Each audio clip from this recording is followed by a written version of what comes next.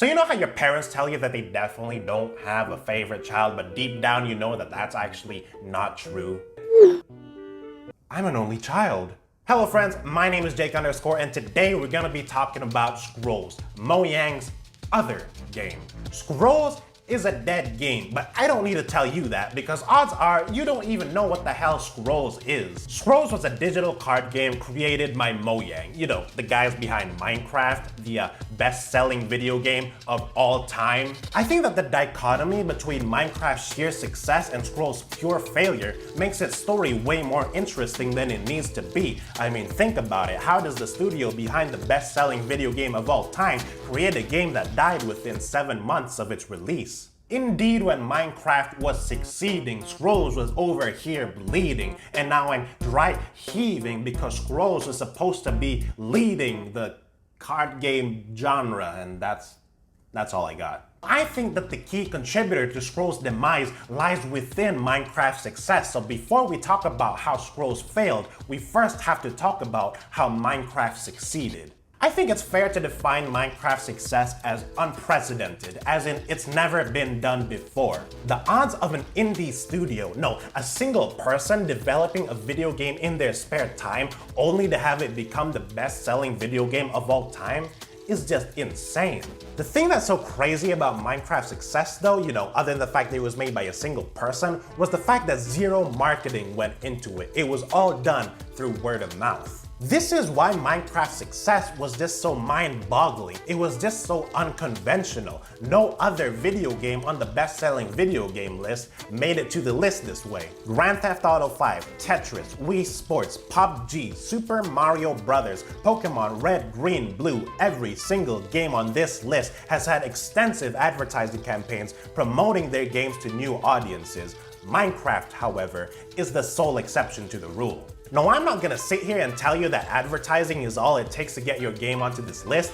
I'm just saying that it's pretty damn important, and any rational businessman will tell you the same thing.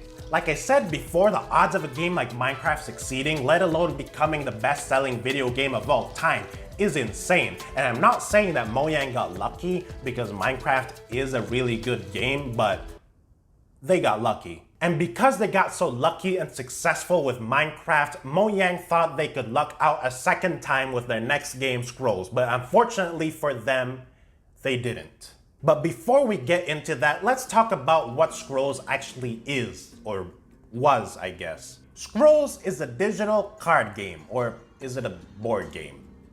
You know what? It's both. Like traditional card games, you chose a faction and built a deck out of units and spells and enchantments. But unlike traditional card games, there's a battlefield where you need to place your units on to defend these things called idols, while simultaneously trying to attack your opponent's idols. And the first one to destroy 3 of these idols wins the game.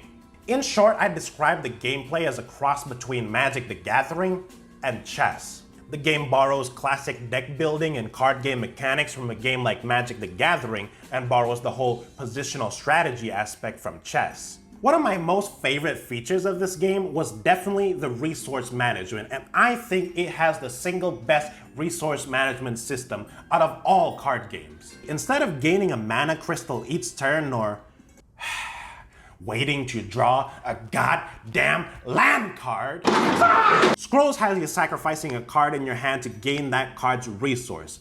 This system forces you to make tactical decisions because it forces you to think about what you're gonna need 2, 3, 4, 5 turns in the future instead of what you need right now. Should you sacrifice an expensive strong card because you can't afford it now, or should you sacrifice weaker, cheaper cards now and save that card for later? This system really works because your cards become your resources and adds depth to a mechanic that's usually either automatic or bullshit. The whole positional strategy aspect of this video game was also magnificent because it introduced a whole new dimension to card games. Traditional card games don't typically care too much about card positioning, and even when they did, it was usually one-dimensional. The only example of card positioning I can think of in traditional card games would be in a game like Hearthstone with cards like Crushing Walls or cards like Cone of Cold. But even then, you don't really need to think about positioning your cards that much because it's a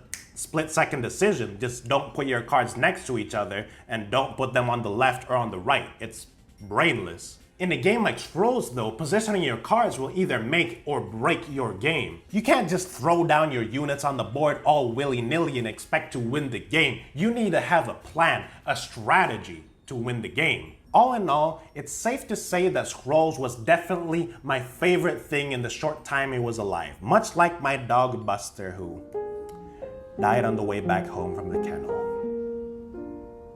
The things I love don't last. All around me are familiar faces. Unlike Buster, though, Scrolls didn't die from a heart attack. It died from a lack of players. Yeah, nobody played this game because pretty much nobody knew that it existed. Mojang didn't advertise Scrolls at all, dude. Nobody knew it was coming out, and I think that they really hurt Scrolls' chance of succeeding by not advertising it. Mojang thought that because Minecraft was so popular, they didn't have to waste money advertising Scrolls because A, they didn't have to advertise Minecraft, and B, they thought that Minecraft's player base would bleed into Scrolls, but unfortunately for them, they were wrong on both accounts. Like I said before, Mojang got super lucky with the success of Minecraft, and trying to replicate that same success is like trying to win the lottery 2 times in a row, and that's pretty damn unlikely. Oh yeah, and the game cost $20 on release in the face of Hearthstone, which was not only free to play, but also released earlier in the year and also, you know,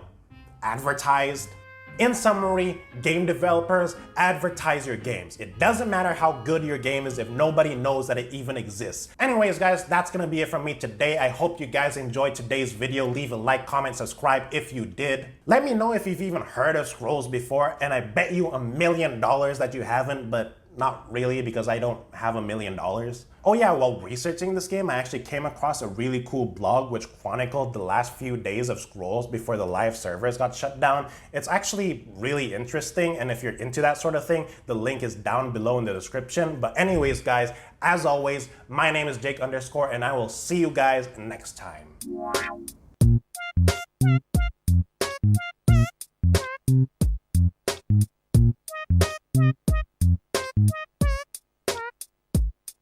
Oh, and also while researching this game, I found a...